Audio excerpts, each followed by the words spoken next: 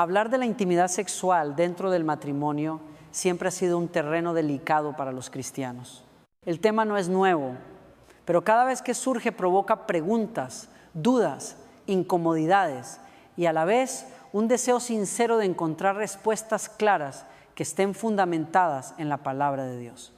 Lo que hace que estas preguntas sean tan sensibles no es únicamente la naturaleza misma del sexo, sino también el hecho de que los creyentes desean vivir su vida de una manera que honre a Cristo en cada aspecto, incluso en el dormitorio.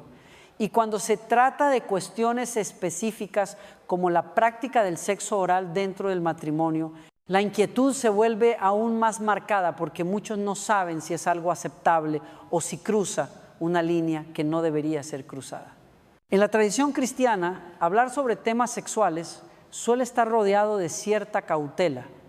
Durante siglos se ha visto al sexo como algo que debía tratarse con recato, modestia y un lenguaje cuidadoso. Y aunque la Biblia nunca evade hablar sobre el cuerpo humano, la pasión y el deseo, lo hace con un tono poético, respetuoso, nunca vulgar. Basta con abrir el libro de Cantar de los Cantares para notar cómo el Espíritu Santo inspiró un texto donde la belleza del amor conyugal y la pasión marital se describen de forma intensa y al mismo tiempo profundamente digna. Por eso cuando los cristianos de hoy preguntan sobre el sexo oral, en realidad están siguiendo esa misma tradición.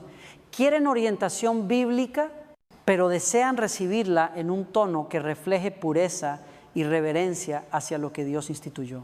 El hecho de que tantos creyentes se animen a preguntar muestra una tensión importante en el corazón de los matrimonios cristianos contemporáneos. Por un lado, está el deseo natural de disfrutar plenamente de la intimidad con la pareja. Por el otro, el temor de ofender a Dios, practicando algo que quizás sea ilícito. Esa tensión no debe ser ignorada, pues revela un anhelo de vivir en santidad y a la vez de cultivar un matrimonio lleno de gozo. El apóstol Pablo ya había dicho en Hebreos 13:4, honroso sea en todos el matrimonio y el lecho sin mancilla. La pregunta es, ¿qué significa sin mancilla en términos prácticos? ¿Qué se permite y qué no? ¿Dónde están los límites que Dios mismo trazó? En este sentido no se trata simplemente de curiosidad morbosa. El creyente que formula esta pregunta lo hace porque quiere asegurarse de que aún en los momentos más íntimos con su cónyuge no se aparte de la voluntad divina. Esa actitud merece respeto porque el mundo de hoy promueve una visión del sexo totalmente desconectada de la santidad. Para la cultura secular, el sexo es solo placer, consumo y entretenimiento. Para el cristiano, en cambio, es un don precioso, un lenguaje de amor que refleja el pacto matrimonial y la unión que Dios mismo bendijo. Por eso, hablar de sexo oral en este contexto no es un capricho, sino un intento genuino de buscar sabiduría. La Iglesia a lo largo de la historia ha tenido posturas diversas sobre la intimidad sexual. Algunos padres de la Iglesia antigua fueron muy restrictivos, llegando a considerar que el placer debía ser minimizado al máximo, incluso dentro del matrimonio.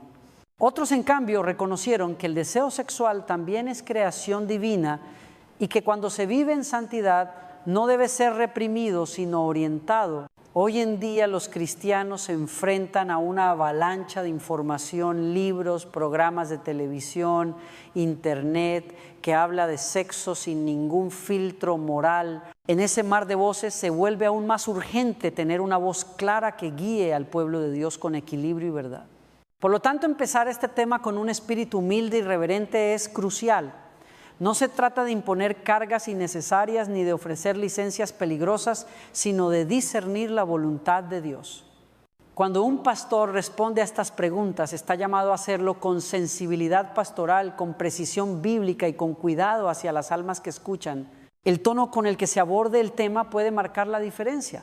Un lenguaje grosero puede herir, pero un lenguaje demasiado evasivo puede dejar al oyente en la confusión.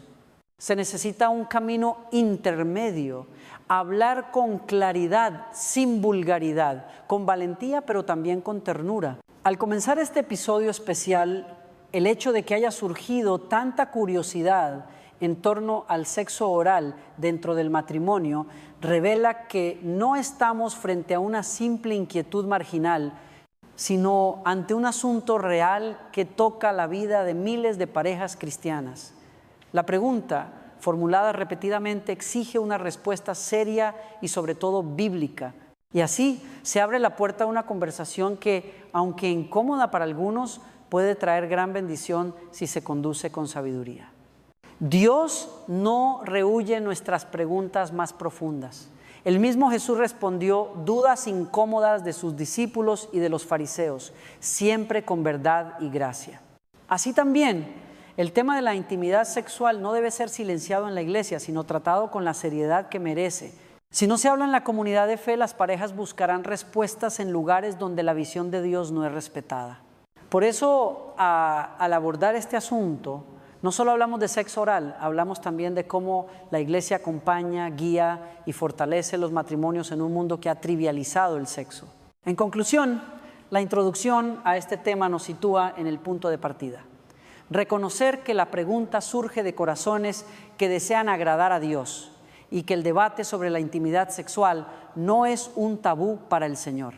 Él mismo diseñó el matrimonio y la unión íntima entre el hombre y la mujer.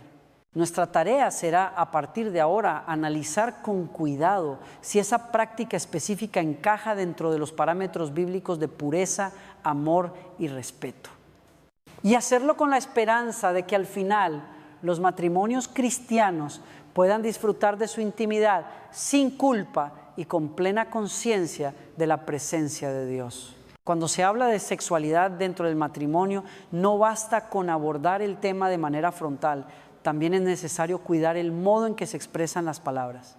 El lenguaje no es un detalle secundario, porque la forma en que comunicamos refleja la manera en que entendemos y honramos la santidad de lo que Dios creó. En la Biblia encontramos ejemplos de cómo tratar asuntos íntimos con un tono que no escandaliza, sino que edifica. Por eso, al hablar de sexo, y en este caso específico del sexo oral, debemos recordar la importancia de lo que podríamos llamar modestia verbal. La modestia verbal significa reconocer que lo íntimo merece respeto y que hablar de ello con un vocabulario crudo, vulgar o degradante no hace más que manchar lo que debería ser visto como sagrado. En Proverbios, por ejemplo, se exaltan las virtudes de la sabiduría y de la discreción en el hablar. El sabio no es el que dice todo lo que piensa, ni el que se expresa de cualquier manera, sino el que sabe elegir palabras que transmiten verdad sin perder dignidad. Este mismo principio se aplica aquí. Podemos hablar de lo íntimo sin caer en lo grotesco. Es cierto que el mundo actual normaliza expresiones obscenas, memes y bromas de mal gusto sobre el sexo, pero la iglesia está llamada a marcar una diferencia.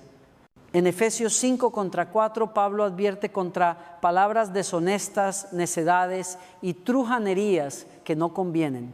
No se trata de prohibir hablar de sexo, sino de rechazar las formas degradantes de hacerlo. Y este es un aspecto fundamental para cualquier conversación sobre la intimidad conyugal. Lo que Dios creó como bueno no debe ser profanado por un lenguaje indecoroso. A la vez, la modestia verbal no significa silencio absoluto ni evasión. Hay quienes piensan que lo más espiritual es nunca hablar de sexo, que es un tema que debe quedar en la sombra. Sin embargo, esa postura no es bíblica.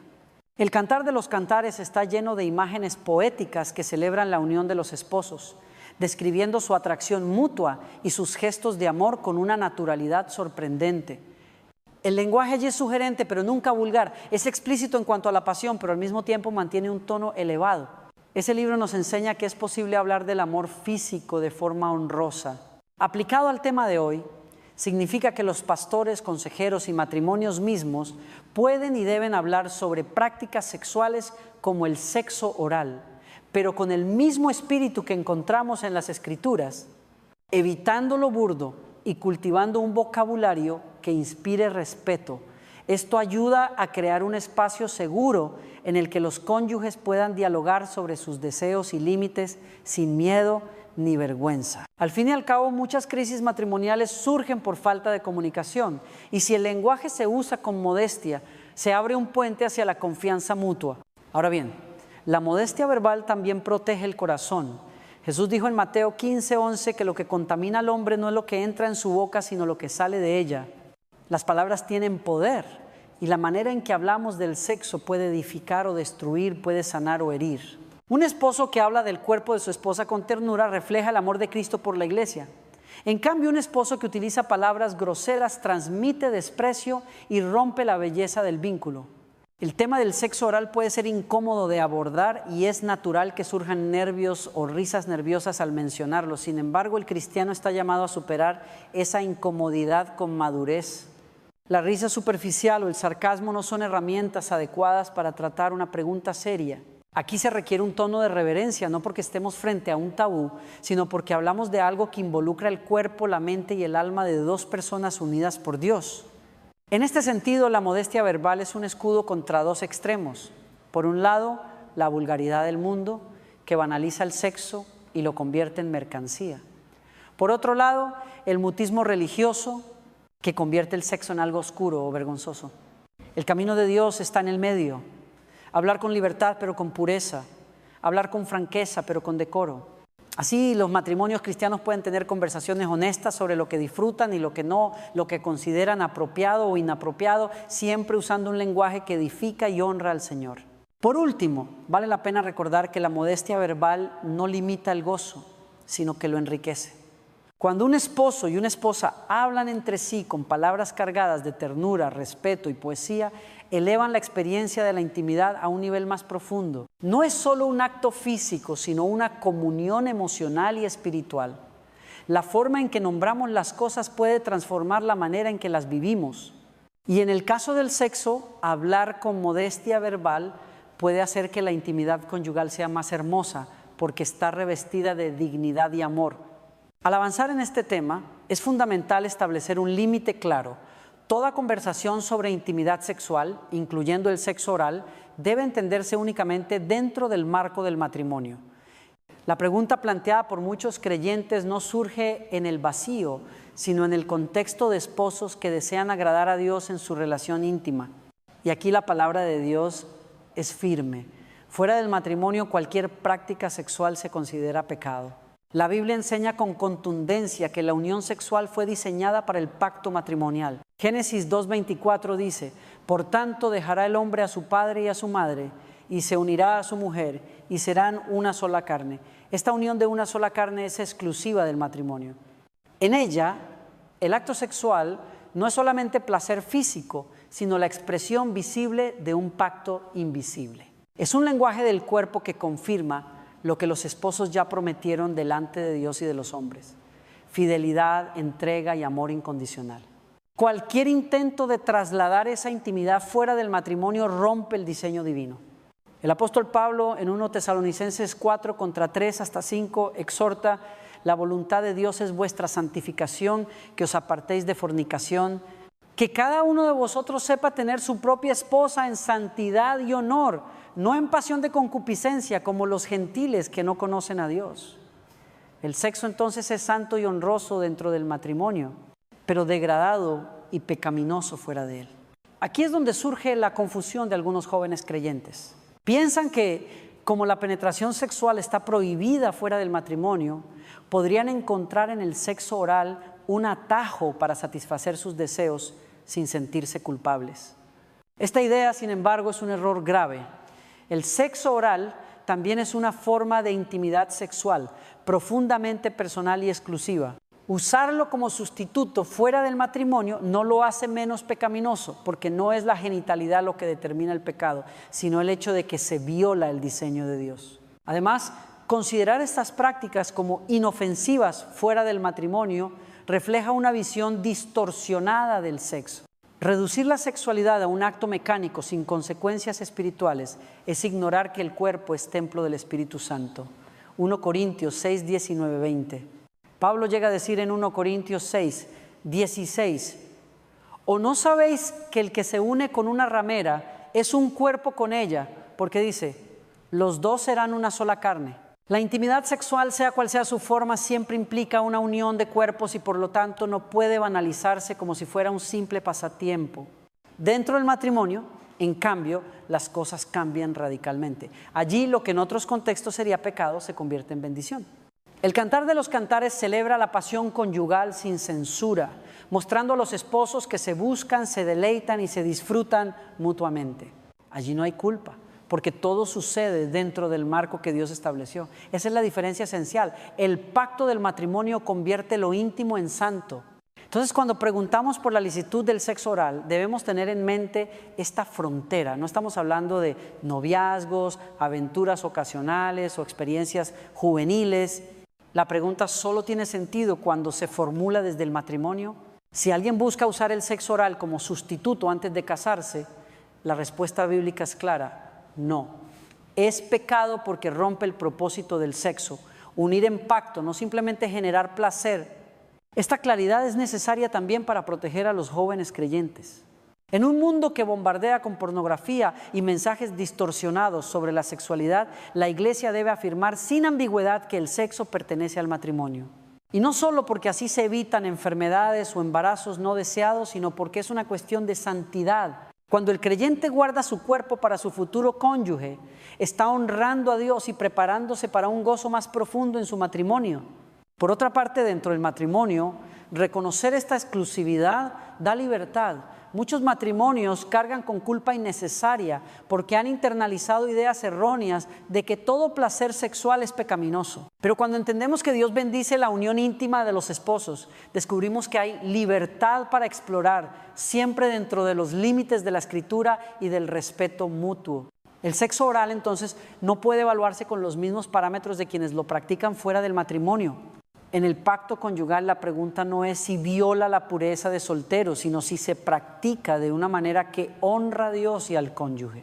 En resumen, el tercer paso en nuestra reflexión es establecer el terreno de juego. Solo dentro del matrimonio se puede plantear esta pregunta. Fuera de él, la respuesta ya está dada: es pecado. Dentro del matrimonio, en cambio, comienza un análisis más detallado sobre los principios bíblicos que deben guiar la vida sexual. Y en ese marco es donde seguiremos avanzando en los siguientes apartados, con la confianza de que el Señor quiere que los matrimonios disfruten plenamente de la intimidad que Él mismo diseñó. Uno de los aspectos más intrigantes en la conversación sobre el sexo oral dentro del matrimonio es la percepción de su nivel de intimidad. Para muchos, este tipo de práctica resulta incluso más delicada y vulnerable que la propia relación sexual convencional. Y es aquí donde surge la pregunta: ¿por qué hay parejas casadas que, aún disfrutando de su unión conyugal en plenitud, sienten reservas frente al sexo oral? La respuesta no es sencilla, porque el tema toca fibras muy profundas. El acto sexual en su forma tradicional, la penetración entre hombre y mujer, tiene un carácter de complementariedad natural. Los órganos están diseñados de una manera que encajan, y esa unión misma refleja el diseño de Dios en la creación. Pero cuando se trata de sexo oral, la percepción cambia. Algunas parejas lo ven como un nivel de exposición todavía mayor, porque implica una cercanía física y emocional distinta, un contacto que muchos consideran más íntimo, más vulnerable, incluso más tabú. De hecho, la misma duda que presentan los matrimonios cristianos lo confirma. Si no hubiera un sentido de delicadeza especial, nadie preguntaría si es lícito o no. La mera existencia de la pregunta demuestra que intuitivamente los esposos reconocen que hay algo diferente en este tipo de práctica. No se trata solo de un detalle técnico, sino de una experiencia que puede remover emociones intensas de pudor, deseo, vulnerabilidad y confianza. En la tradición cultural, no solo en la iglesia, el sexo oral ha estado rodeado de ambigüedad. En algunas sociedades antiguas se lo consideraba impuro, mientras que en otras era parte normal del repertorio marital. En el presente, influencias como la pornografía lo han banalizado, presentándolo como algo mecánico y hasta obligatorio. Sin embargo, para una pareja cristiana que busca honrar a Dios, no basta con dejarse llevar por la cultura. La pregunta clave no es qué hace el mundo, sino cómo interpretar este acto a la luz del diseño divino y del amor conyugal. Desde la psicología moderna, muchos especialistas afirman que la percepción de intimidad está ligada no solo a la acción misma, sino al significado que se le otorga. Una pareja puede sentir que el sexo oral es una expresión de profunda entrega y confianza. Otra, en cambio, puede experimentarlo como algo incómodo o incluso degradante. Y aquí radica uno de los puntos más sensibles: el nivel de vulnerabilidad emocional que se pone en juego. Para algunos, permitir o realizar sexo oral es una muestra de absoluta apertura hacia el cónyuge. para otros representa una barrera difícil de cruzar. Lo interesante es que este sentimiento de mayor intimidad que genera el sexo oral no necesariamente lo convierte en ilícito dentro del matrimonio. Más bien, lo que revela es que esta práctica, si se llega a realizar, requiere un nivel alto de confianza, comunicación y respeto mutuo. No es algo que deba imponerse, ni tampoco un requisito para validar la vida sexual conyugal. El problema surge cuando uno de los esposos siente presión o coerción para hacerlo, lo cual, como veremos más adelante, entra directamente en conflicto con el principio de amor y bondad que Dios demanda en la relación. El hecho de que muchas parejas lo perciban como más íntimo que el coito nos invita a reflexionar sobre el carácter multifacético de la sexualidad humana. El sexo no se reduce a la unión física de los cuerpos. También involucra emociones, percepciones culturales, memoria personal e incluso espiritualidad. Por eso, lo que para algunos puede ser un gesto natural de amor, para otros puede convertirse en una experiencia cargada de incomodidad. Ninguna de estas percepciones debe ser desestimada, porque forman parte de la complejidad del matrimonio. Aquí es donde entra el discernimiento cristiano. No basta con preguntarse, ¿es pecado?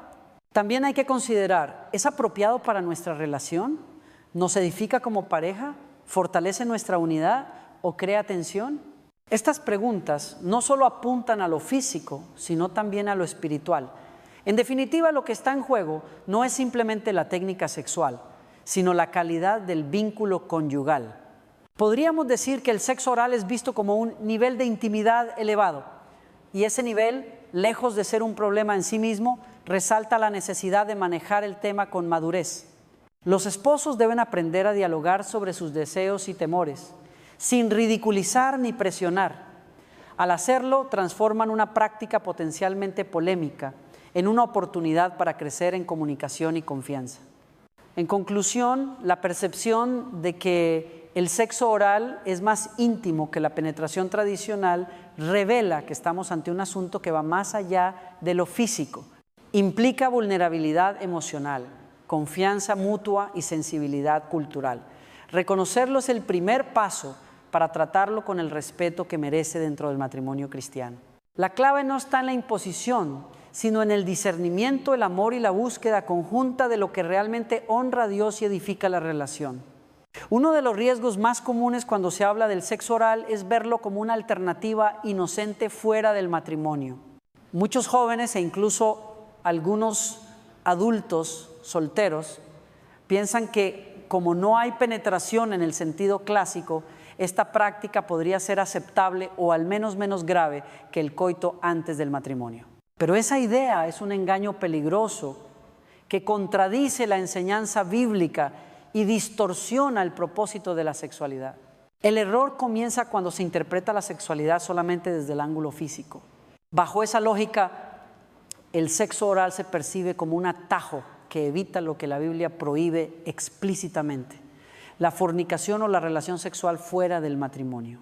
Sin embargo, reducir el sexo a un mero acto físico es ignorar que la unión sexual involucra todo el ser humano: cuerpo, emociones, alma y espíritu. Pablo deja claro en 1 Corintios 6:16 que los dos serán una sola carne y no hace distinción entre diferentes formas de intimidad sexual. Cualquier acto sexual fuera del matrimonio une de manera ilegítima lo que Dios reservó para el pacto matrimonial. Además, la práctica del sexo oral fuera del matrimonio no solo rompe la pureza sexual, sino que también alimenta una visión falsa de la santidad del cuerpo. El apóstol enseña en 1 Corintios 6, 19, 20 que nuestros cuerpos son templo del Espíritu Santo y que debemos glorificar a Dios con ellos. Siendo así, usar la intimidad sexual en cualquiera de sus formas como un sustituto para saciar deseos carnales antes del matrimonio no glorifica a Dios, sino que convierte al cuerpo en instrumento de pasiones desordenadas. Este engaño también se alimenta de la cultura contemporánea. En películas, series y redes sociales se presenta el sexo oral como algo ligero, casual, incluso como un favor sin importancia. Esa visión superficial penetra en la mente de muchos jóvenes cristianos, quienes terminan pensando que si no hay coito no hay pecado, pero la Biblia no habla de sexualidad en términos tan reducidos. Habla de pureza, de guardar el corazón, de santificación. Jesús mismo enseñó que el pecado sexual empieza en la mirada y en el deseo, Mateo 5:28, no solo en el acto físico. Por lo tanto, usar el sexo oral como excusa fuera del matrimonio es simplemente una manera de justificar lo injustificable. Otro peligro de esta práctica fuera del matrimonio es que genera falsas seguridades. Alguien podría decir, al menos no habrá embarazo si solo practicamos sexo oral. Pero este razonamiento ignora que la sexualidad no es cuestión únicamente de consecuencias biológicas, sino de obediencia a Dios. Incluso si no hubiera riesgo físico, el daño espiritual y emocional ya está hecho. Se ha profanado un regalo que fue diseñado para ser exclusivo de la relación matrimonial. Dentro de la vida cristiana, el autocontrol sexual es una señal de madurez espiritual. Pablo enseña en Gálatas 5:22-23 que el dominio propio es fruto del Espíritu Santo. Ceder a la tentación de usar el sexo oral como sustituto fuera del matrimonio revela la ausencia de ese dominio propio y abre la puerta a otros pecados mayores. La experiencia demuestra que quien justifica el sexo oral como menos grave acaba cruzando otras barreras y cayendo en prácticas todavía más pecaminosas.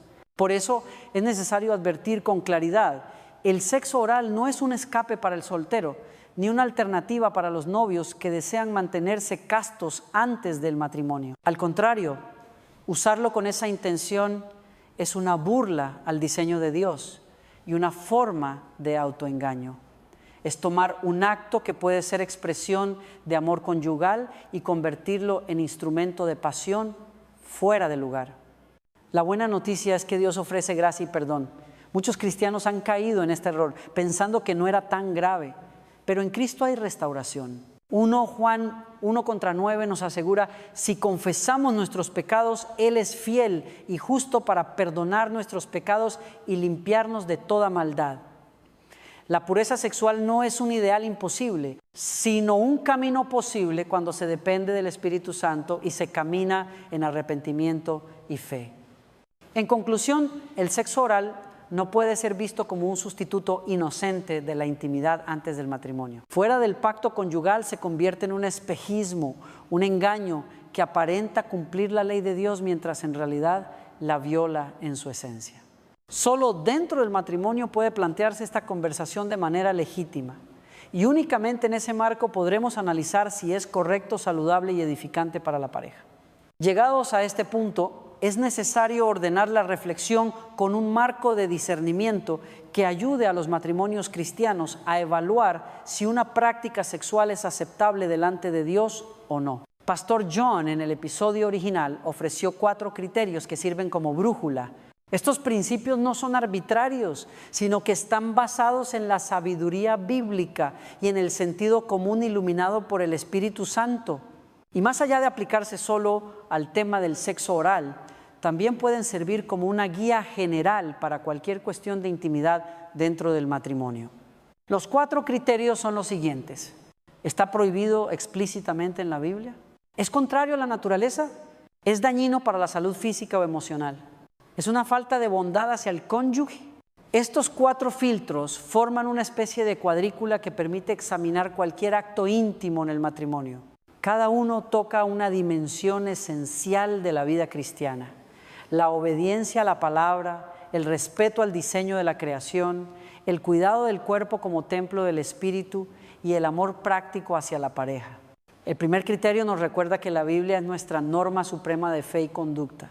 Si Dios lo prohíbe claramente, no hay discusión posible. El segundo criterio nos invita a reflexionar sobre el orden natural que Dios estableció al crear al hombre y a la mujer. El tercero pone énfasis en la responsabilidad de cuidar la salud, evitando prácticas que traigan daño. El cuarto nos devuelve al corazón del Evangelio: amar al prójimo, y en este caso, amar al cónyuge con ternura y respeto.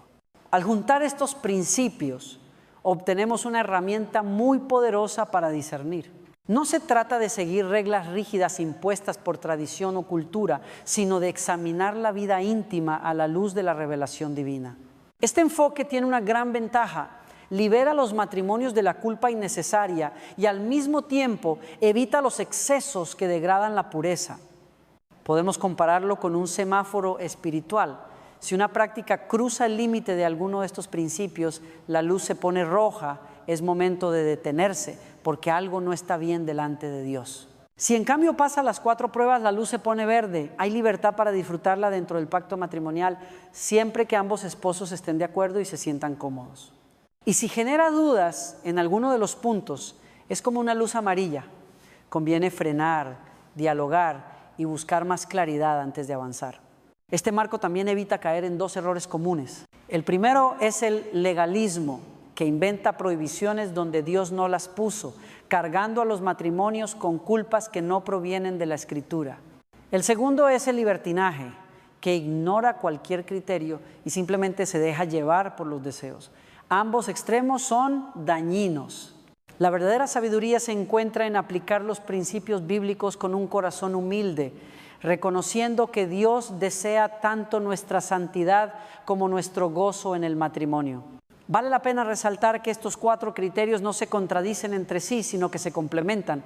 Un acto puede no estar prohibido explícitamente, pero sí ser dañino. O puede no ser dañino físicamente, pero sí implicar una falta de bondad si se impone con presión.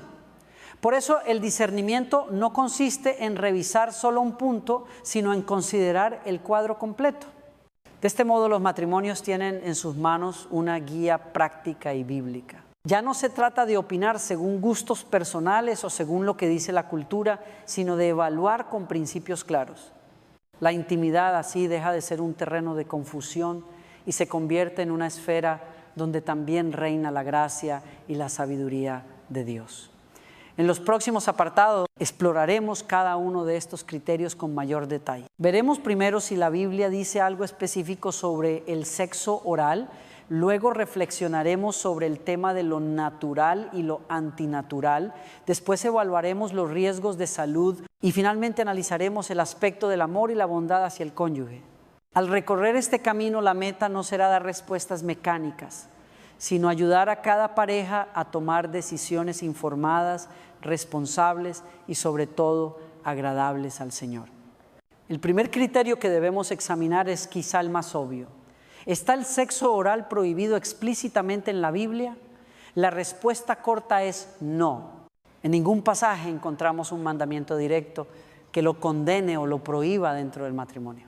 Y esta observación es importante porque cuando la Escritura quiere establecer límites claros sobre prácticas sexuales, lo hace de manera directa y sin ambigüedad. Por ejemplo, Levítico 18 y 20 contienen listas extensas de conductas sexuales prohibidas: incesto, adulterio, homosexualidad, bestialidad. Pablo en el Nuevo Testamento también condena con claridad la fornicación y la prostitución.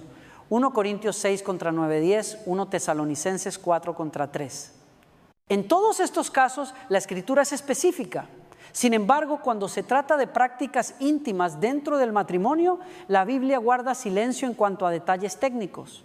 Ese silencio no debe interpretarse como un permiso absoluto, pero tampoco como una prohibición tácita.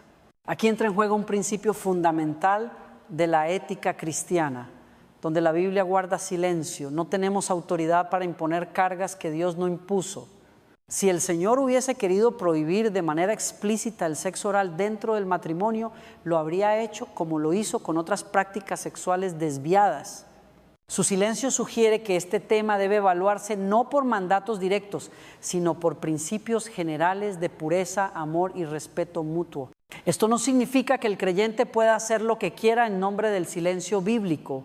La ausencia de un mandamiento no equivale a una carta blanca. Significa más bien que debemos acudir a los principios mayores de la palabra. Pablo lo resume bien en 1 Corintios 10, 23. Todo me es lícito, pero no todo conviene. Todo me es lícito, pero no todo edifica. En el contexto marital esto implica preguntarse: ¿esta práctica honra a Dios? ¿Fortalece la relación? ¿Edifica a ambos?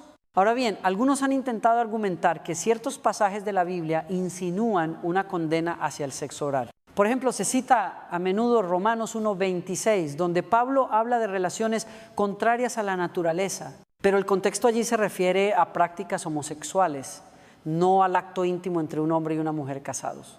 Otros aluden a la idea de impureza en Efesios 5 contra 3, pero nuevamente Pablo habla de inmoralidad sexual en general, no de la vida sexual dentro del matrimonio. Si queremos ser fieles a la Escritura, debemos evitar forzar textos para que digan lo que no dicen. La palabra de Dios es suficiente tal como es. Allí donde habla debemos obedecer con claridad, donde guarda silencio debemos aplicar principios y buscar la guía del Espíritu Santo. Este enfoque evita tanto el legalismo, que inventa prohibiciones, como el libertinaje, que ignora principios. Un aspecto interesante es que la misma Biblia nos da un ejemplo de cómo manejar temas donde no hay un mandamiento directo. Las discusiones sobre alimentos en el Nuevo Testamento. Algunos cristianos se abstenían de comer carne sacrificada a ídolos, otros no. Pablo no dio un mandamiento único, sino que llamó a actuar según la conciencia, evitando juzgarse unos a otros, Romanos 14. Este ejemplo nos enseña que en temas donde la Escritura no es explícita, la conciencia informada por la palabra juega un papel importante. Aplicado al sexo oral significa que cada matrimonio debe discernir a la luz de la Biblia y de su conciencia si esta práctica les edifica o no. Si ambos la reciben con libertad y gratitud, sin violar principios de amor y respeto, no hay base bíblica para prohibirla.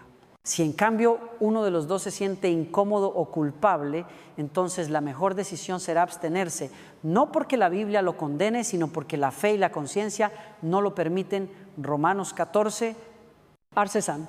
En definitiva, el análisis del primer criterio nos lleva a esta conclusión. La Biblia no prohíbe explícitamente el sexo oral en el matrimonio. Esto abre la puerta a evaluarlo desde los otros tres principios: la naturaleza, la salud y la bondad. El silencio bíblico no significa licencia ilimitada, sino responsabilidad mayor para discernir con madurez espiritual. Dios no nos trata como niños a los que hay que dar reglas para todo. Nos da principios para que como adultos en la fe aprendamos a tomar decisiones sabias que glorifiquen su nombre. El segundo criterio que debemos examinar es quizás el más complejo y polémico. ¿Es el sexo oral algo natural o antinatural? Esta pregunta no es nueva. A lo largo de la historia, tanto filósofos como teólogos han debatido sobre qué significa realmente lo natural en el ámbito de la sexualidad. Y la confusión surge porque lo natural no siempre se reduce a una cuestión de anatomía o de función biológica. También involucra el deseo, el propósito y hasta la experiencia emocional. Si hablamos estrictamente de diseño físico, está claro que los órganos reproductivos del hombre y la mujer fueron creados para unirse de manera complementaria. La unión genital refleja el plan divino de ser una sola carne, Génesis 2:24. Esa complementariedad anatómica se percibe con facilidad. El pene y la vagina encajan de manera evidente y de esa unión surge la posibilidad de la procreación. Bajo esta mirada, cualquier otro uso de los órganos sexuales parecería desviarse del propósito biológico. Sin embargo, limitar lo natural solo a la biología sería demasiado estrecho. El mismo Dios, en su palabra, nos muestra que el cuerpo humano tiene dimensiones de deleite y gozo que van más allá de la reproducción. Un ejemplo evidente es el de los senos femeninos. Desde el punto de vista biológico, fueron diseñados para alimentar a los bebés. Pero la Biblia celebra también el placer erótico que los esposos pueden encontrar en ellos. Proverbios 5:19 exhorta: que sus caricias te satisfagan en todo tiempo, y en su amor recréate siempre. Y en Cantares 7 contra 7 hasta 8, el esposo habla con pasión poética del atractivo de los pechos de su amada. Es decir, aunque los senos tienen una función natural clara a la lactancia, la Escritura legitima otro uso dentro del matrimonio: el gozo erótico. Si seguimos el mismo razonamiento, no sería correcto afirmar automáticamente que el sexo oral es antinatural solo porque no responde a la función reproductiva. Podría ser visto más bien como otra forma de expresar deleite mutuo siempre que se realice en el marco del amor y la pureza matrimonial. Aquí es donde muchos creyentes tropiezan porque asocian lo natural únicamente con lo que produce hijos. Pero el matrimonio no se trata solo de procreación, también se trata de unión, intimidad y placer santo. De hecho, si la procreación fuera el único fin legítimo del sexo, entonces cualquier relación íntima en la vejez o en la infertilidad sería ilegítima, lo cual no es cierto. Dios creó la intimidad sexual para que los esposos disfruten uno del otro, incluso cuando no hay posibilidad de hijos. Además, la categoría de lo natural también incluye el deseo implantado por Dios en nuestros corazones. El atractivo físico, la fascinación, la curiosidad íntima forman parte del diseño divino. El pecado distorsiona esos deseos, pero en sí mismos no son impuros. Por eso algunos matrimonios experimentan el sexo oral como algo espontáneo, como una manera de expresar ternura y pasión. Otros, en cambio, lo perciben como extraño o incómodo. Esta diferencia no necesariamente define lo que es natural o antinatural, sino que refleja la diversidad de experiencias humanas. En la historia de la Iglesia hubo quienes fueron más restrictivos. Algunos padres de la Iglesia asociaban lo antinatural con cualquier práctica sexual que no tuviera como fin directo la procreación. Pero esa visión no recoge todo el consejo bíblico. El Cantar de los Cantares no menciona la procreación en absoluto, sino la pasión entre los esposos. Y si Dios inspiró un libro entero de la Biblia para celebrar el amor erótico en el matrimonio, entonces debemos ser cuidadosos antes de llamar antinatural a lo que puede ser expresión de amor santo. Ahora bien, reconocer que no podemos condenar el sexo oral como antinatural no significa que sea automáticamente recomendable para todos. Lo natural también tiene que ver con lo que edifica a cada matrimonio en particular. Para una pareja puede resultar una expresión de amor auténtico. Para otra puede sentirse forzado o ajeno. En ese sentido, lo natural no solo es biológico, también es relacional. Lo que fluye con libertad y gozo dentro de la confianza mutua puede considerarse natural. Lo que genera incomodidad, rechazo o culpa puede ser, para esa pareja, antinatural. En conclusión, el criterio de lo natural no puede usarse como una condena automática contra el sexo oral. La Biblia nos da ejemplos claros de cómo algo que parece tener un único propósito biológico, como los senos, puede ser también fuente de deleite erótico en el matrimonio. Lo verdaderamente antinatural, según Romanos 1, no es la diversidad de expresiones dentro de la unión heterosexual, sino la desviación hacia relaciones que contradicen el diseño de Dios, hombre con hombre, mujer con mujer. Mientras la práctica se dé en el marco del matrimonio con amor, respeto y libertad mutua, no hay razón suficiente para tacharla de antinatural. Para comprender mejor la cuestión de lo natural en la intimidad conyugal, conviene abrir el panorama y considerar no solo la biología o los textos bíblicos, sino también la psicología, la cultura y la historia. Esto nos permitirá ver cómo diferentes épocas y contextos han interpretado las prácticas sexuales y por qué la percepción de lo que es natural o no varía tanto de una sociedad a otra. Desde la biología sabemos que la sexualidad humana no se reduce a la reproducción. A diferencia de muchos animales, los seres humanos experimentan deseo sexual incluso fuera de los periodos fértiles. Además, el placer no se limita a los órganos reproductivos, sino que involucra múltiples zonas erógenas, desde la piel hasta los labios y el cuello. Este diseño sugiere que Dios, al crear al hombre y a la mujer, les otorgó una sexualidad rica y compleja, destinada no solo a procrear, sino también a reforzar el vínculo afectivo. El sexo oral, desde este punto de vista, no contradice el diseño biológico, sino que aprovecha la sensibilidad del cuerpo para expresar intimidad. En el campo de la psicología, diversos estudios han mostrado que la satisfacción sexual está profundamente ligada a la comunicación y la confianza entre los cónyuges. Las parejas que dialogan sobre sus deseos y límites tienden a experimentar mayor satisfacción en su vida íntima. En este sentido, lo natural no se define por una función biológica estricta, sino por lo que promueve la conexión emocional y la confianza mutua. Para algunos, incluir el sexo oral puede ser una expresión de cercanía y entrega. Para otros puede ser una fuente de incomodidad. Lo importante es que ambos se sientan seguros y respetados. Cuando pasamos al ámbito de la cultura, el panorama se vuelve aún más interesante. En algunas civilizaciones antiguas, como en ciertos pueblos del Medio Oriente o en regiones de Asia, el sexo oral formaba parte del repertorio normal del matrimonio. En otras culturas, en cambio, era visto como tabú o incluso prohibido. Durante la Edad Media, influencias filosóficas y religiosas más estrictas llevaron a considerar que todo acto sexual debía estar orientado a la procreación, lo que redujo mucho la percepción de lo permitido. Con el tiempo, y especialmente en el siglo XX, las revoluciones sexuales cambiaron radicalmente la visión cultural, promoviendo la idea de que todo vale mientras produzca placer. El problema surge cuando los cristianos adoptan sin filtro estas perspectivas culturales extremas. Algunos caen en el rigorismo medieval, condenando cualquier acto que no tenga como fin inmediato la procreación. Otros adoptan la permisividad moderna, aceptando cualquier cosa con tal de buscar placer. Ambos extremos se apartan de la visión bíblica, que no se centra ni en la represión ni en el hedonismo, sino en la santidad y el amor. En el plano sociológico, también vemos cómo la pornografía ha distorsionado la percepción de lo natural.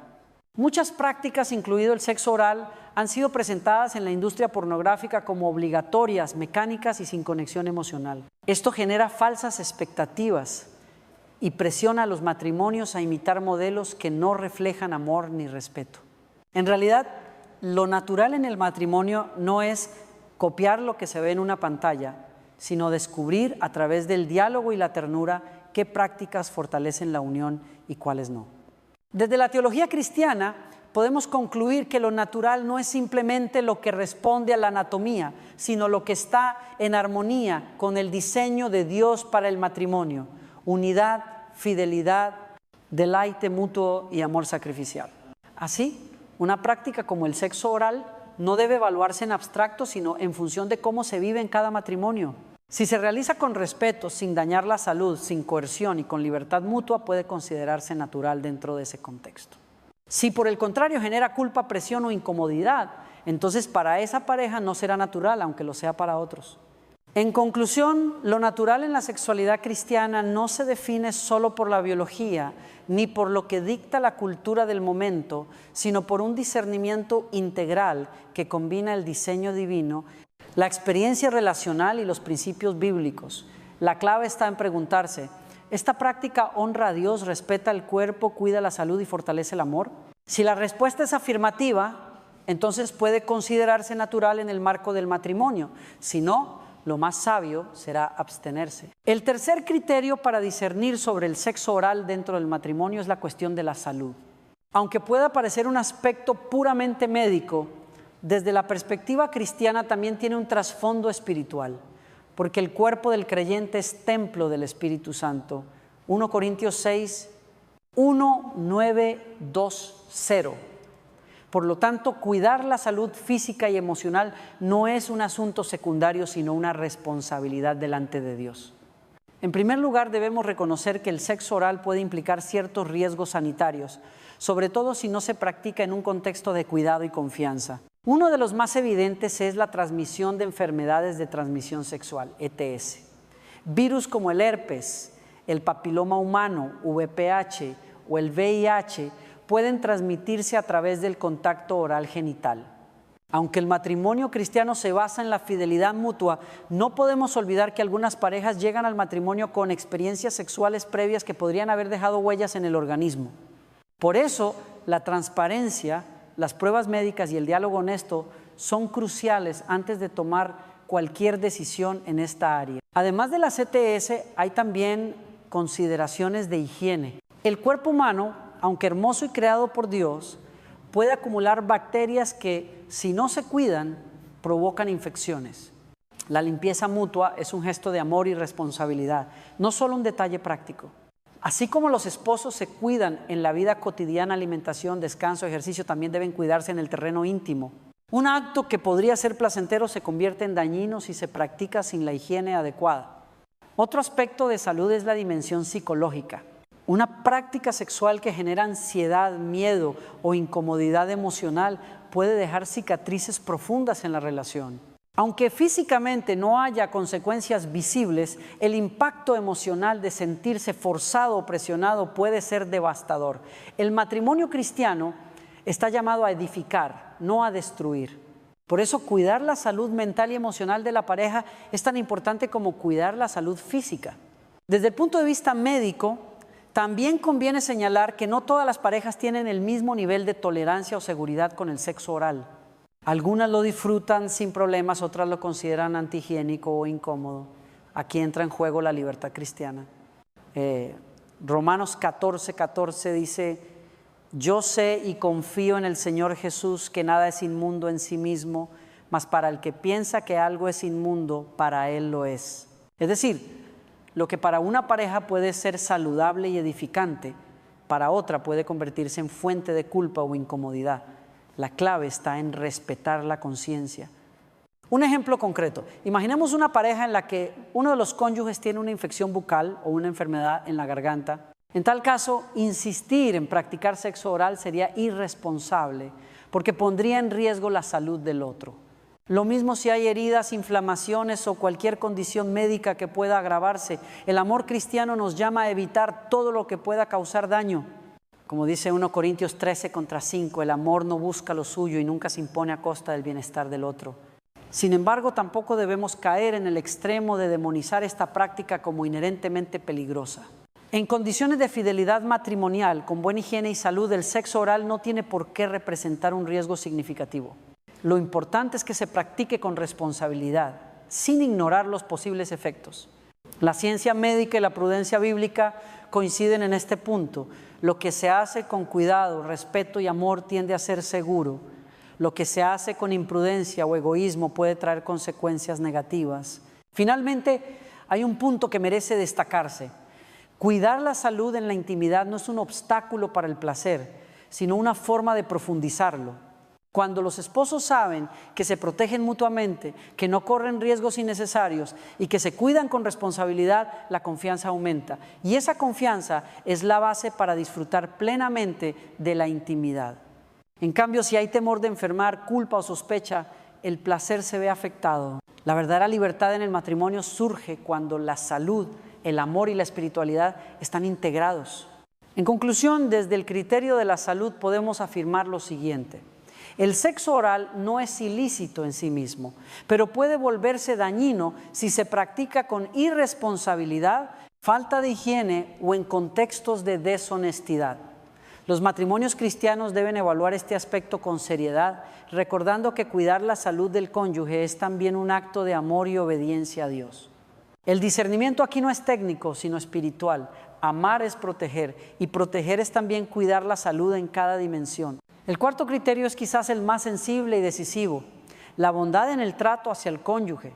Aquí no hablamos ya de mandamientos explícitos ni de aspectos biológicos o médicos, sino del corazón mismo del matrimonio cristiano, el amor que busca el bien del otro por encima de los propios deseos. La pregunta que debemos plantearnos es sencilla pero profunda. ¿Es el sexo oral una expresión de amor y cuidado o se convierte en un acto de egoísmo y presión? La diferencia está en la actitud del corazón. Una práctica puede ser físicamente segura y bíblicamente permisible, pero si se impone de manera forzada, deja de ser amor y se transforma en pecado. El apóstol Pablo escribe en Efesios 4:2: sed benignos unos con otros, misericordiosos, perdonándoos unos a otros, como Dios también os perdonó a vosotros en Cristo. Este principio de bondad y ternura no excluye la intimidad sexual. Al contrario, debería ser más evidente en ella.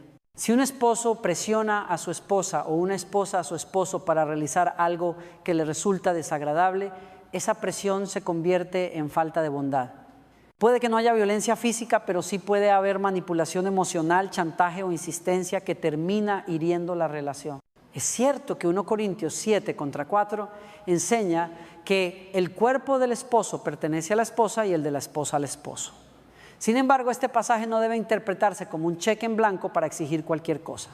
Lo que Pablo quiere resaltar es la mutua entrega, no el dominio unilateral. La unión sexual cristiana se basa en la reciprocidad. Cada uno busca el bien del otro. Por eso la clave no está en reclamar derechos, sino en ofrecerse con amor. Aquí es donde la bondad se convierte en el filtro más práctico. Un esposo bondadoso no dirá: tengo derecho a esto, así que debes hacerlo, sino más bien: deseo esto, pero lo respeto si a ti no te agrada. Una esposa bondadosa no pensará: debo complacer a toda costa, sino quiero amarte, pero necesito que respetes mis límites. Cuando ambos buscan agradarse mutuamente sin presión, el resultado es un clima de confianza donde la intimidad florece. La falta de bondad, en cambio, tiene efectos devastadores.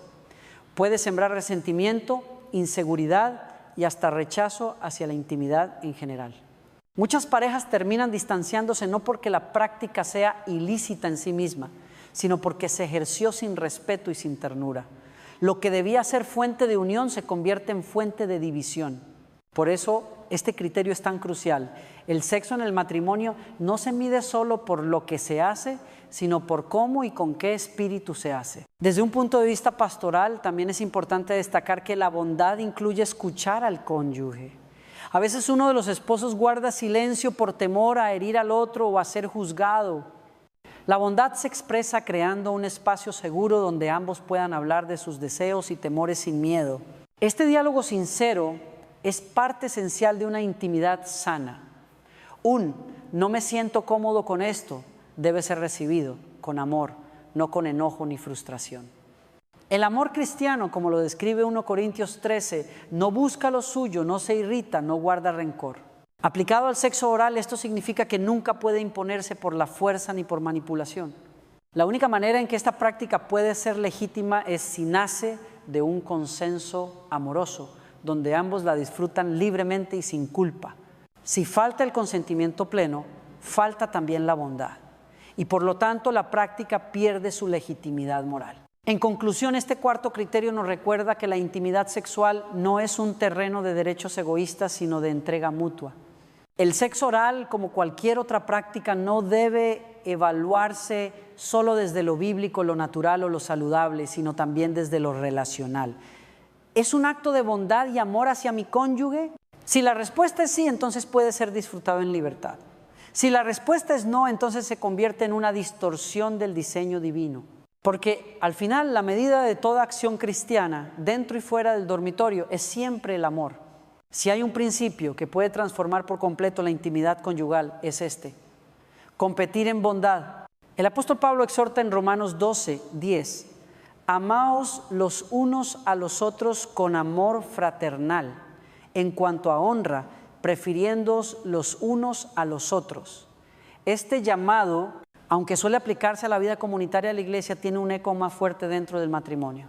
Si los esposos están llamados a preferirse mutuamente en todo, cuánto más en el terreno de la intimidad, donde se expresan los afectos más profundos y vulnerables. Aplicar el principio de competir en bondad significa que la intimidad sexual deja de ser un espacio de exigencias o derechos y se convierte en un terreno donde cada cónyuge busca genuinamente el bienestar del otro. En la práctica, esto se traduce en una actitud de servicio. ¿Qué puedo hacer para que mi esposo o esposa se sienta amado, respetado, seguro y satisfecho? Esa pregunta guía cada decisión, cada gesto, cada conversación. Este principio corrige dos errores comunes. El primero es la imposición. Pensar que porque el cuerpo del cónyuge me pertenece, 1 Corintios 7:4, tengo derecho a exigir cualquier cosa. El segundo es la renuncia forzada. Creer que debo aceptar lo que no deseo por miedo a decepcionar al otro. La competencia en bondad rompe ambos extremos porque no se centra en el derecho individual ni en el sacrificio unilateral, sino en la mutua entrega. Imaginemos una pareja que dialoga sobre el sexo oral. Uno de ellos expresa interés, el otro siente incomodidad. Si aplican el principio de competir en bondad, la conversación no se convierte en un campo de batalla, sino en una oportunidad de mostrar amor.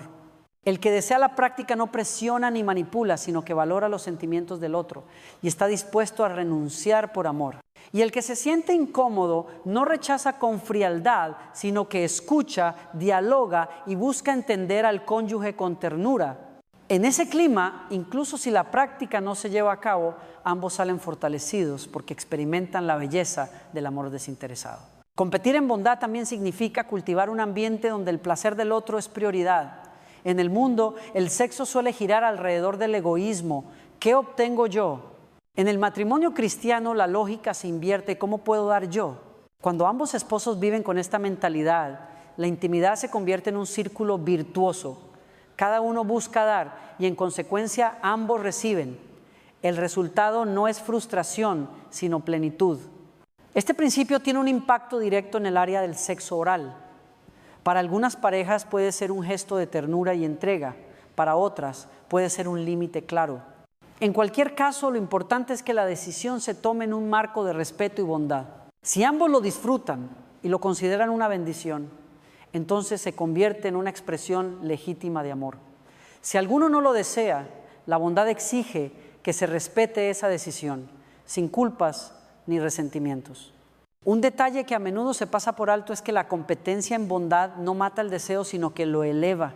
Cuando un esposo sabe que su esposa está dispuesta a escucharlo, a considerar sus anhelos y a buscar su bien, el deseo se multiplica. Y cuando una esposa percibe que su esposo no la presiona, sino que la cuida y la honra, su corazón se abre a nuevas formas de intimidad. El amor genera seguridad y la seguridad alimenta el deseo. Desde la perspectiva pastoral, este principio es también un antídoto contra la frialdad matrimonial. Muchos matrimonios se enfrían porque la intimidad se convierte en rutina, obligación o campo de batalla. Pero cuando se redescubre la belleza de servir al otro, la pasión revive. El sexo deja de ser una transacción y se convierte en una celebración del amor mutuo. En conclusión, aplicar el principio de competir en bondad en la intimidad conyugal significa que ninguna práctica sexual, incluyendo el sexo oral, puede imponerse o rechazarse sin diálogo y sin amor. La meta no es maximizar el placer individual, sino profundizar la unión y reflejar en el matrimonio el amor de Cristo por su iglesia. Un amor que se entrega sin condiciones, que se sacrifica y que busca siempre el bien del otro. En este marco, la intimidad se convierte no solo en placer físico, sino en un acto de adoración, porque muestra al mundo la ternura y la generosidad del Dios que nos amó primero. Hasta aquí hemos considerado los principios bíblicos que pueden guiar a un matrimonio en sus decisiones sobre el sexo oral, pero también es útil observar lo que la psicología moderna ha descubierto en torno a la vida sexual conyugal. Aunque la ciencia no sustituye a la escritura, puede ofrecernos datos y perspectivas que confirman y enriquecen lo que la palabra ya nos enseña: la importancia del respeto, la comunicación y el consentimiento. En primer lugar, los psicólogos coinciden en que la satisfacción sexual en el matrimonio está íntimamente ligada a la comunicación abierta. Las parejas que hablan de sus deseos, de sus límites y de sus incomodidades experimentan menos conflictos y más plenitud en su relación íntima. El silencio, en cambio, suele generar malentendidos, resentimientos y frustraciones acumuladas. Desde esta perspectiva, lo que más perjudica no es tanto la práctica en sí, sino la falta de diálogo. Una pareja puede decidir no incluir el sexo oral en su intimidad y aún así disfrutar de un matrimonio sano y feliz, siempre y cuando lo hayan conversado con transparencia y respeto. En segundo lugar, los estudios subrayan la importancia del consentimiento mutuo. El sexo, para ser verdaderamente satisfactorio, debe estar basado en el acuerdo voluntario de ambos. Cuando uno de los cónyuges se siente obligado, presionado o manipulado, incluso si accede, la experiencia deja una huella negativa. Esto confirma lo que la Biblia ya enseña: el amor no busca lo suyo, 1 Corintios 13:5. En otras palabras, no basta con que una práctica no esté prohibida, debe ser abrazada con libertad y deseo compartido. Además, la psicología señala que el respeto mutuo dentro de la intimidad fortalece el vínculo emocional. Cuando un esposo se siente escuchado y respetado en sus deseos, aunque no siempre sean cumplidos, desarrolla mayor confianza en su pareja. Y cuando una esposa percibe que su esposo prioriza su comodidad y seguridad por encima de su propio placer, su disposición hacia la intimidad suele aumentar. Así, el respeto se convierte en un catalizador del deseo, no en un freno. Otro aporte relevante de la psicología moderna es la idea de que la intimidad sexual es también un lenguaje emocional. No se trata solo de técnicas o prácticas específicas, sino de lo que esas acciones comunican. Para algunas parejas, el sexo oral puede ser interpretado como una expresión profunda de entrega y confianza. Para otras puede percibirse como algo humillante o incómodo. Lo decisivo no es el acto en sí, sino el significado que cada cónyuge le atribuye. Por eso hablar de cómo se percibe la práctica es tan importante como hablar de la práctica misma. La psicología también confirma algo que la Biblia ya anticipa. La intimidad requiere seguridad emocional. Cuando una pareja vive en un clima de confianza, respeto y ternura, La exploración de nuevas formas de intimidad no genera miedo, sino curiosidad compartida. En cambio, si la relación está marcada por la crítica, el egoísmo, la desconfianza, incluso las prácticas más sencillas pueden convertirse en fuente de dolor. Por eso, antes de preguntarse si una práctica como el sexo oral es apropiada, la pareja debería preguntarse cómo está nuestro corazón como esposos. ¿Nos sentimos seguros el uno con el otro? Por último, la psicología moderna nos recuerda que la intimidad sexual no es una obligación uniforme. No existe una lista de actos que deban cumplirse para que un matrimonio sea normal. Cada pareja es única, con su propia historia, sus sensibilidades, sus límites y sus preferencias. Lo que enriquece a una pareja puede ser incómodo para otra. Pretender imponer un modelo único solo genera frustración. Aquí vemos cómo la ciencia coincide con la libertad que ofrece la Biblia dentro del marco del matrimonio y bajo los principios de amor, respeto y pureza. Cada pareja tiene libertad para decidir qué prácticas forman parte de su intimidad. En conclusión, los hallazgos de la psicología moderna refuerzan lo que la palabra de Dios nos enseña, que la vida sexual conyugal debe basarse en la comunicación, el consentimiento y el respeto mutuo. El sexo oral no es bueno o malo en abstracto. Lo decisivo es si edifica a la pareja, si se practica con libertad y si expresa amor verdadero. Al integrar la sabiduría bíblica con estas observaciones prácticas, los matrimonios cristianos pueden encontrar un camino equilibrado, lejos del legalismo y del libertinaje, centrado en el amor que honra a Dios y fortalece la unidad. Después de recorrer los distintos criterios, lo bíblico, lo natural, lo saludable y lo bondadoso, conviene detenernos para hacer un resumen integral que sirva como marco práctico para los matrimonios cristianos. El objetivo no es imponer reglas rígidas ni elaborar un código de conductas, sino proporcionar un conjunto de principios que permitan discernir con sabiduría en cada situación. La Biblia como primera guía. El punto de partida es siempre la palabra de Dios. Si algo está claramente prohibido, no hay lugar para el debate. Pero en el caso del sexo oral, la Escritura guarda silencio. No hay un mandamiento explícito en contra. Esto significa que no podemos prohibirlo en nombre de Dios, pero tampoco podemos aceptarlo sin más. El silencio bíblico nos llama a aplicar principios mayores de pureza, santidad y amor. El criterio de lo natural. El diseño físico del hombre y la mujer muestra complementariedad evidente. Sin embargo, como vimos, la Biblia misma reconoce que ciertas partes del cuerpo tienen usos que van más allá de la biología reproductiva, como el deleite erótico en los senos.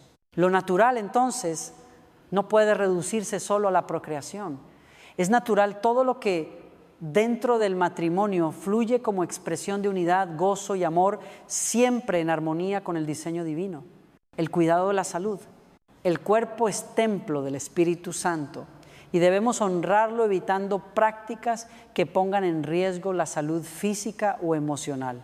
El sexo oral en condiciones de higiene y fidelidad matrimonial no tiene por qué ser dañino, pero si implica riesgos de infección, enfermedades o incomodidad emocional, lo más sabio es abstenerse. Amar al cónyuge es también proteger su bienestar en cada dimensión, física, mental y espiritual. La bondad como criterio supremo. Aquí llegamos al corazón del asunto. El amor cristiano se manifiesta en la bondad práctica. No presionar, no manipular, no imponer. Incluso si el sexo oral pasara las 3 pruebas anteriores, perdería toda legitimidad si se realiza con coerción o sin pleno consentimiento. El verdadero filtro no es solo podemos hacerlo, sino ¿esto honra y edifica a mi cónyuge? Estos 4 principios juntos forman una brújula clara. Podemos imaginarlos como las paredes de una casa. La Biblia es el cimiento que sostiene todo. Lo natural es la estructura que da forma, la salud es el techo que protege y la bondad es el aire que llena cada habitación, sin el cual la casa no tendría vida. Lo más importante es entender que este marco no está diseñado para reprimir, sino para liberar. El matrimonio cristiano no debe vivir la intimidad bajo el peso de la culpa o el miedo, sino bajo la guía de principios que promueven libertad responsable. Cuando ambos esposos aplican estos criterios, pueden disfrutar de la intimidad sin sospechas ni remordimientos, sabiendo que caminan en santidad. Este resumen también nos ayuda a evitar extremos. Por un lado está el legalismo, que condena cualquier cosa no mencionada explícitamente en la Biblia, robando a los esposos la libertad de gozar de su intimidad. Por otro lado, está el libertinaje, que adopta todo lo que ofrece la cultura sin evaluar sus consecuencias. El camino bíblico es un camino de equilibrio, libertad dentro de los límites del amor, la salud y la santidad. En conclusión, los matrimonios cristianos no necesitan vivir confundidos frente a preguntas difíciles como la del sexo oral. Tienen en la Escritura y en estos 4 principios un marco seguro para discernir. No hay fórmulas mágicas ni listas universales. Hay sabiduría divina que se aplica a cada pareja en su contexto único. Y al final, lo que verdaderamente importa no es la técnica sexual, sino el amor con que los esposos se entregan mutuamente en el Señor. Al llegar al final de esta reflexión, es necesario ofrecer una conclusión que sea clara, equilibrada y profundamente